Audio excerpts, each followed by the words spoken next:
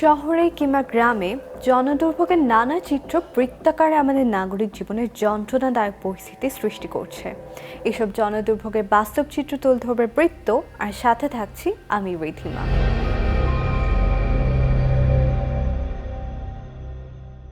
ঈদ উল আজহার আগে পরে রাজধানীতে অপরাধের চিত্র কেমন ছিল?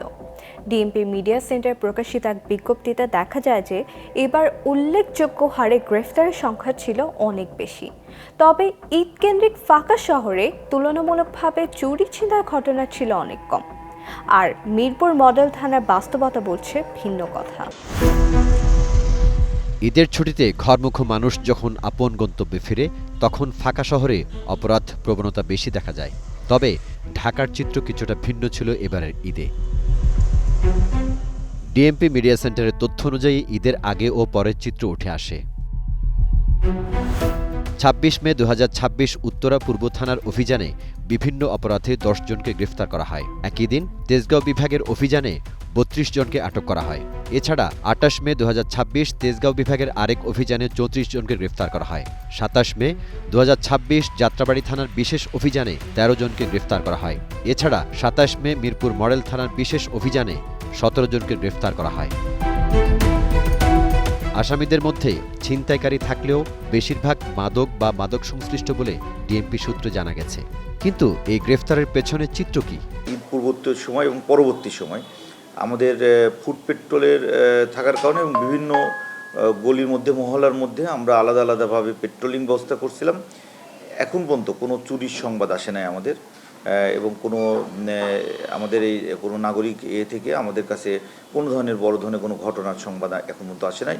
নিরাপত্তার চাদরে ঢাকা ফাঁকা রাজধানী, নাকি অলিগলির আড়ালে লুকিয়ে থাকা অপরাধের নতুন ফাঁদ? ঈদের ঢাকা যেন এই দুই বাস্তবতার এক দোলাচল। ডিএমপির খাতায় সাফল্যের পরিসংখ্যান স্বস্তি দিলেও মাঠ পর্যায়ে চিত্র মনে করিয়ে দেয় সামান্য অসতর্কতায় ডেকে আনতে পারে বড় বিপর্যয়। মেঘনা নদী ও এর তীরবর্তী নরসিংদীর শেখেরচর বাবুরহাটে সরকারি জমি অবৈধ দখলে নিয়ে কোটি কোটি টাকার বাণিজ্যে মেতে উঠেছে একটি প্রভাবশালী চক্র। বাজার কমিটি ও ইউনিয়ন ভূমি কর্মকর্তা নদী দখল করে এসব ভিটি বিক্রি করছেন বলে অভিযোগ উঠেছে। নরসিংদীর শেখেরচর বাবুরহাট দেশের সবচেয়ে বড় পাইকারি কাপড়ের বাজার। এই বাজারে সরকারি বেসরকারি দোকানের সংখ্যা ৫,০০০-এরও বেশি। সরকার প্রতি বছর এখানে ভিটি বরাদ্দের মাধ্যমে বিপুল পরিমাণ রাজস্ব আহরণ করে থাকে। তবে সম্প্রতি সদর উপজেলার শিলমান্দি ইউনিয়নের ভূমি কর্মকর্তা ও বাবুরহাট বণিক সমিতির সভাপতির সমন্বয়ে পুরাতন ব্রহ্মপুত্র নদী দখল করে গড়ে উঠেছে কয়েক ডজন দোকানঘর।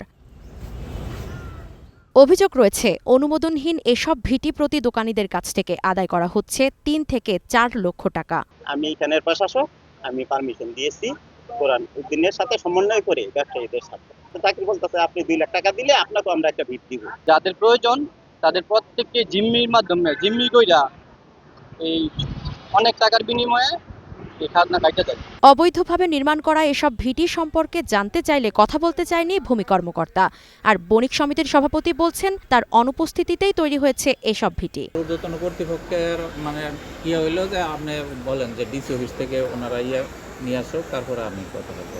সমিতিতে কোনো অনুমোদন নেই না, আর কাছারিতে অনুমোদন নেয় না, আমি বলতে পারি, কিন্তু আমি জানি কাছারি অনুমোদন একজন আত্মীয় দুর্বল, তার ক্ষমতা আছে একটা তুমি বয়া বিষয়টি তদারকি করে দ্রুত ব্যবস্থা গ্রহণের আশ্বাস দিয়েছেন জেলা প্রশাসক। অবৈধ ইতিমধ্যে কিন্তু অনেকগুলো উচ্ছেদ হয়েছে এবং ভবিষ্যতেও এইভাবে অব্যাহত থাকবে। যে জায়গাগুলোতে ধরেন পরিবেশ আসলে বাঁচাতে হবে, এর কোনো বিকল্প নেই। আমাদের বাঁচতে হলে পরিবেশকে বাঁচাতে হবে, এবং সেই জন্য জেলা প্রশাসন এখানে খুবই আমি বলবো যে শক্তভাবে কাজ করছে। অসাধু এই চক্রটি দমন করে দ্রুত সময়ের মধ্যে বাজারের সুষ্ঠু পরিবেশ ফিরিয়ে দেওয়ার দাবি প্রকৃত ব্যবসায়ীদের। নিজেদের গ্যাসে উৎপাদিত বিদ্যুতে দেশে বিভিন্ন অঞ্চল আলোকিত হলেও খোদ ভোলা জেলার মানুষের ঘরে জ্বলছে না আলো। চাহিদা প্রায় অর্ধেক বিদ্যুৎ সরবরাহের কারণে লাখো লাখো মানুষের জীবন অতিষ্ঠ হয়ে উঠেছে। পল্লী বিদ্যুৎ কর্তৃপক্ষ অভিযোগ স্বীকার করে বলেছেন যে পরিস্থিতি খুব দ্রুতই স্বাভাবিক হবে। ঘন ঘন লোডশেডিংয়ে তিতিবিরক্ত ভোলা পল্লী বিদ্যুৎ সমিতির প্রায় 4,75,000 গ্রাহক। জেলায় 98 মেগাওয়াট চাহিদার বিপরীতে সরবরাহ হচ্ছে সর্বোচ্চ 55 মেগাওয়াট। ঘন্টার পর ঘন্টা বিদ্যুৎ না থাকায় দুর্বিষহ হয়ে উঠেছে জনজীবন। আমি একজন গ্রাহক, আমি কেন বিদ্যুৎ বিল দেওয়ার পরে বিদ্যুৎ পাবো না? যাই পরিমাণ উৎপন্ন হচ্ছে সেই পরিমাণ আমাদেরকে ভোলাবাসীদেরকে দেওয়া হচ্ছে না। ঘন ঘন লোডশেডিং এ ক্ষোভ বাড়ছে গ্রাহকদের মধ্যে। এই যে 10 জুন পর্যন্ত সময় দিচ্ছে এবং আমরা 15 কর্মদিবস সময় দিচ্ছি, এর মধ্যে আমরা যদি সমাধান না পাই তাহলে আমরা একটা বৃহত্তর কর্মসূচি দেব। অল্প কিছুদিনের মধ্যে সমস্যার সমাধানের আশ্বাস দিয়েছে পল্লী বিদ্যুৎ কর্তৃপক্ষ। তখন বুরহানুদ্দিন পীর থেকে আমরা এই এলাকায় আরো লোড নিতে পারবো, সুযোগ হবে লোড নিতে পারবো। তখন এই ভোলা সদর, দৌলত খান, বুরহানুদ্দিন, লালমোহন দিকে আরো বিদ্যুৎ বেশি পাওয়ার সুযোগ হবে। সবচেয়ে বেশি ক্ষতির মুখে পড়েছেন ক্ষুদ্র ব্যবসায়ী ও শিল্প উদ্যোক্তারা। বিদ্যুতের অভাবে উৎপাদন ব্যাহত হচ্ছে, বন্ধের পথে অনেক কলকারখানা। বিদ্যুতের মূল্য বৃদ্ধিতে ক্ষোভ প্রকাশ করেছেন সাধারণ মানুষ। নিত্যপণ্যের ঊর্ধ্বমূল্যের কারণে এমনিতেই চিড়ে চ্যাপ্টা হওয়ার জোগাড়, তারপর তেল গ্যাসের পর বিদ্যুতের দাম বাড়ানোর সিদ্ধান্তে হতাশা জানিয়েছে অনেক মানুষ। বিপুল জনগোষ্ঠীর আয় ব্যয়ের কথা বিবেচনা করে সরকারের এই সিদ্ধান্তকে পুনর্বিবেচনার জন্য দাবি জানিয়েছেন তারা। চলতি মাস থেকেই ভোক্তা পর্যায়ে প্রতি ইউনিট বিদ্যুতের দাম 1 টাকা 52 পয়সা বাড়িয়েছে সরকার। দ্রব্যমূল্যের ঊর্ধ্বগতির এই সময়ে বিদ্যুতের দাম বাড়ানোয় ক্ষোভ জানিয়েছেন সাধারণ মানুষ। আবাসিক থেকে শুরু করে বাণিজ্যিক সব খাতেই বাড়ছে খরচ। গাজীপুরের শ্রমিক ও ক্ষুদ্র ব্যবসায়ীরা বলছেন, বেতন বা আয় না বাড়লেও প্রতিনিয়ত বাড়ছে জীবনযাত্রার ব্যয়। কারেন্ট বিল বাড়ছে, আপনার খরচ তো বাড়ছে কিন্তু আয় তো বাড়ে নাই। কারেন্ট বিল বাড়ছে, আঙ্গের গাড়ির চার্জের বিলও ঠিক না, কিন্তু ভাড়া তো 10 টাকার জায়গায় 20 টাকা দেয় না। বিদ্যুতের মূল্য বৃদ্ধিতে উদ্বেগ ছড়িয়ে পড়েছে সিলেটের জনজীবনেও। মধ্যবিত্ত ও নিম্নবিত্ত পরিবারগুলোর আশঙ্কা, বিদ্যুৎ বিল বাড়ার অজুহাতে বাড়িওয়ালা বাড়াতে পারেন বাসা ভাড়াও। প্রিপেড মিটারের অতিরিক্ত খরচ ও ভোগান্তি নিয়েও রয়েছে নানা অভিযোগ। বিদ্যুতের দাম যে বাড়িলে অনেক মানুষের অনেক ভোগান্তি হবে। কৃষিপ্রধান জেলা কুষ্টিয়া সেচ প্রকল্পে খরচ বাড়ার আশঙ্কা করছেন কৃষকরা। ব্যাটারি চালিত যান চালক ও ক্ষুদ্র ব্যবসায়ীরাও বিদ্যুতের দাম বাড়ায় হতাশ। আমাদের তো ভাই আয় প্রতিদিন মাসে মাসে বাড়ে না, নিম্নবিত্ত যারা আছে তাদেরও আয় বাড়ে না। তাহলে এই যে নতুন নতুন বিদ্যুৎ তেলের দাম বাড়াইলে সাধারণ মানুষ এই দ্রব্যমূল্যের সাথে কিভাবে অ্যাডজাস্ট করে জীবনযাপন করবে? বাগেরহাটের মানুষ বলছেন, বাড়তি মূল্য নেয়ার বিপরীতে নিরবিচ্ছিন্ন বিদ্যুৎ সরবরাহ নিশ্চিত করতে হবে। আমি ব্যাটারির গাড়ি চালাই, বিদ্যুতের দাম বাড়ছে, এজন্য তো আমাদের গাড়ির ভাড়াও একটু বাড়ানো লাগবে। ঊর্ধ্বমূল্যের বাজারে জীবনযাত্রা সহজ করতে বিদ্যুতের মূল্য বৃদ্ধি পুনর্বিবেচনার দাবি জানিয়েছেন সীমিত আয়ের মানুষ। এই পর্যায়ে নিতে হচ্ছে একটি বিজ্ঞাপন বিরতি। ফিরে এসে জানাবো চাকরির প্রলোভন দেখিয়ে অর্থ আত্মসাৎ করা একটি প্রতারক চক্রের সম্পর্কে।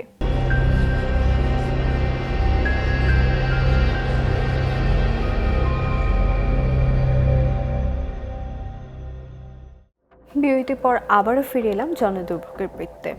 প্রায় 3 যুগ আগে নির্মাণ করা হয়েছিল সুনামগঞ্জের টানাখালী সেতু।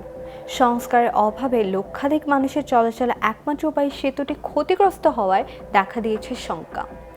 এলাকাবাসী দাবি জানিয়েছেন এই ঝুঁকিপূর্ণ সরু সেতুটি যাতে খুব দ্রুতই পুনঃসংস্কার করা হয়। স্বাধীনতা পরবর্তী সময়ে পুরাতন সুরমা নদীর সংযোগস্থলে নির্মাণ করা হয় প্রায় 100 মিটার দৈর্ঘ্যের টানখালী সেতুটি। সুনামগঞ্জে নদীর এক পার শান্তিনগর ও অন্য পার দিরাই উপজেলা। দীর্ঘদিনের সংস্কারের অভাবে সেতুটির রেলিং ও পাটাতন ক্ষতিগ্রস্ত হয়ে মারাত্মক ঝুঁকিপূর্ণ হয়ে উঠেছে। সেতুটিতে ফাটল দেখা দেওয়ায় ও ঝুঁকিপূর্ণ হয়ে যাওয়ায় নতুন করে সংস্কারের দাবি তুলেছেন এলাকাবাসী। এটা ঠেলা লইয়া গেলে ব্রিজটা খাবে, আমার মানুষ মহিলারা গেলে ডলাইয়া যায় না। এই ব্রিজটা ছোট, এই কারণে যেমন ব্রিজটা ঝুঁকিপূর্ণ হয়ে গেছে।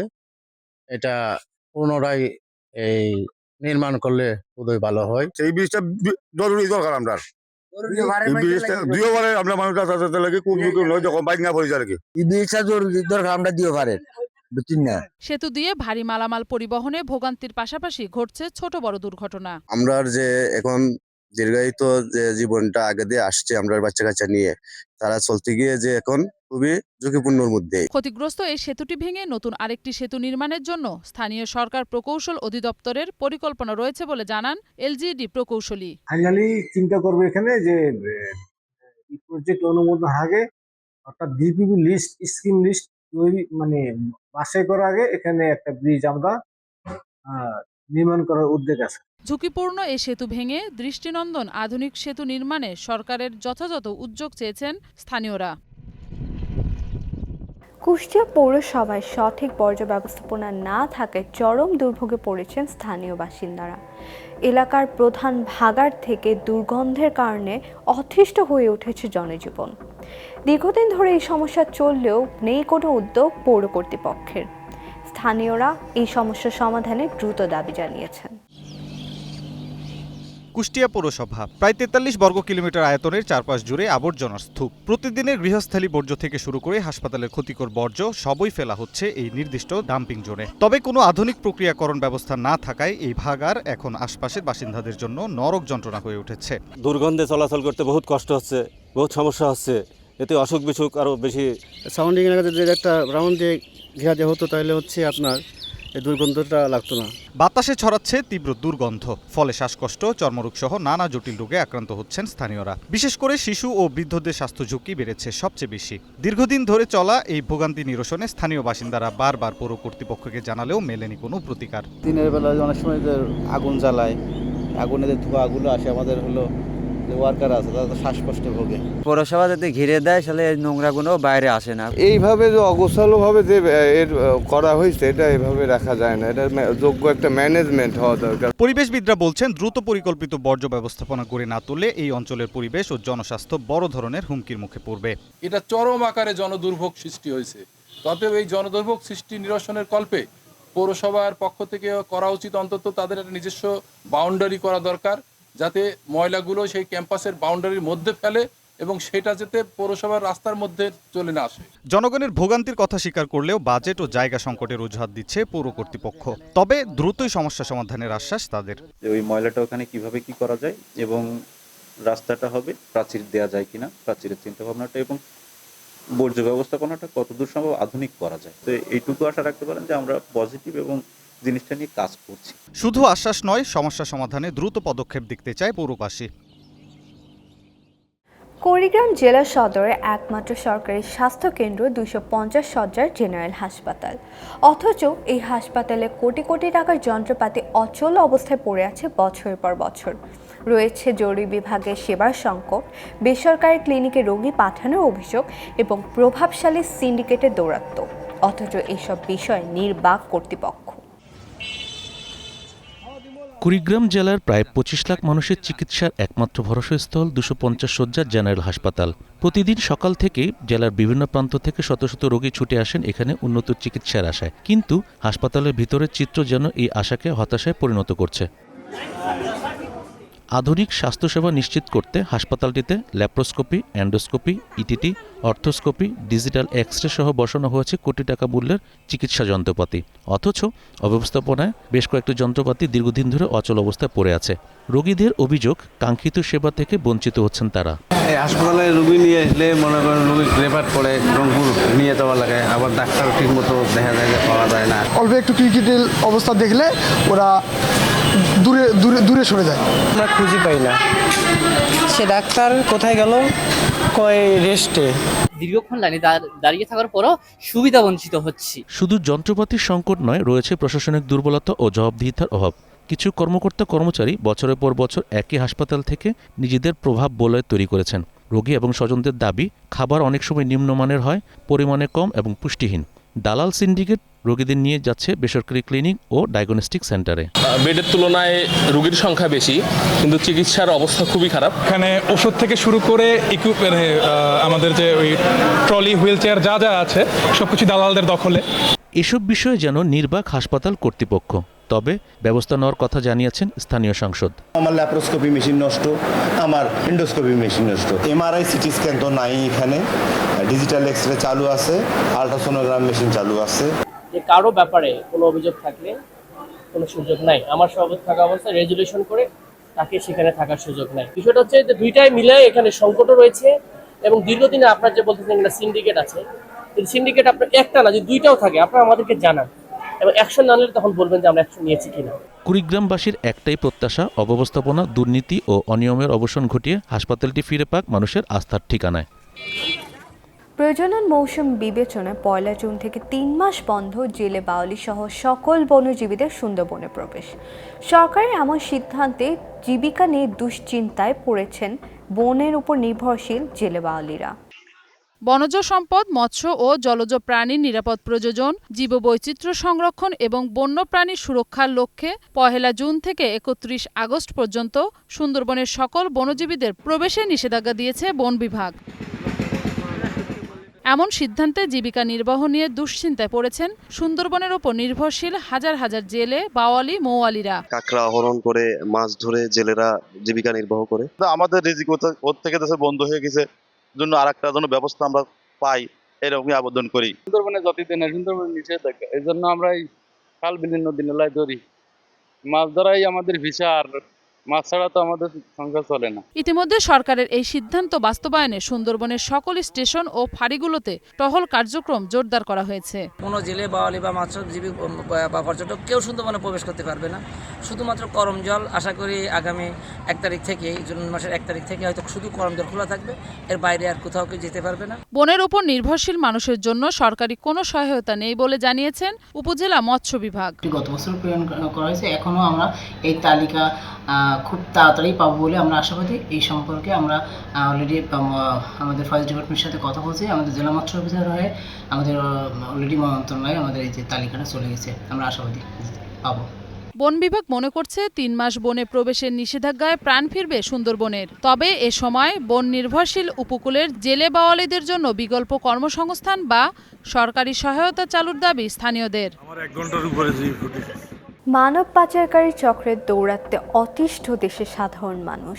ইউরোপ সহ বিশ্বের বিভিন্ন দেশে উচ্চ বেতনে চাকরির প্রলোভন দেখিয়ে অর্থ আত্মসাৎকারী এমন এক চক্রের 3 সদস্যকে গ্রেফতার করেছে র্যাব।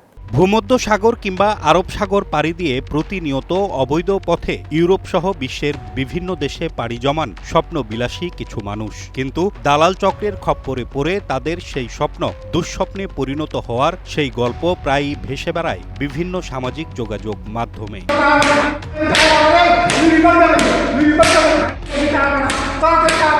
এতগুলো টাকা দিয়ে আমরা গেছি, বাড়িতে ঋণ সবকিছু বেচা বুঝে কিভাবে দিব, আরো 15 লাখ চাইতেছে, আমরা তো দেওয়ার ক্ষমতা নাই। র্যাবের হাতে গ্রেপ্তার 3 জনই তেমনি মানব পাচারকারী চক্রের সদস্য।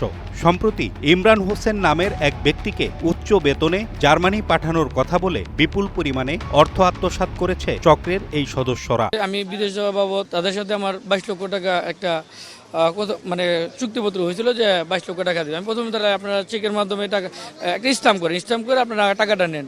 বলছে না, স্ট্যাম্প না, তোমাকে আমরা চেক দিব, আমরা যে টাকাগুলো নিচ্ছি ওই টাকাগুলো চেকের মাধ্যমে তোমাদেরকে দিব। কিন্তু পরবর্তীতে তদন্ত করে দেখি স্যার, যে চেকগুলো আমাকে দিছে এই অ্যাকাউন্টটাই বন্ধ স্যার, অ্যাকাউন্টে টাকাই নেই। এটা 4 লক্ষ টাকার চেক, একটা 70,000 টাকার চেক, একটা হচ্ছে গিয়া 50,000। এটা এজাজুল হক যে রতন, যার এজেন্সি, উনি আমাকে চেক দিচ্ছে।